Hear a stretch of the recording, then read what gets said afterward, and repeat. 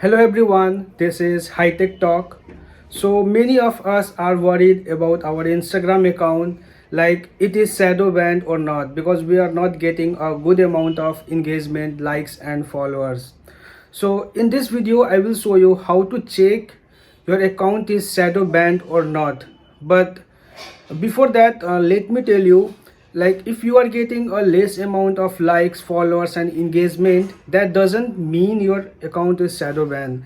There is a several reasons, like the way you were using Instagram 2 years ago, it's not same now. The Instagram algorithm has changed, so you have to work in your Instagram account as per today's algorithm.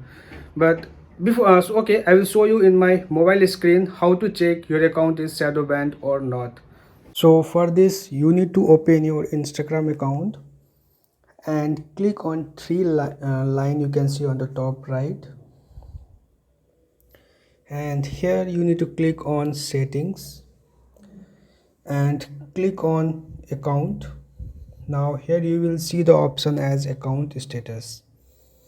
So here you can see that your account is affected or your account is shadow banned or not. So I hope you will find this video useful.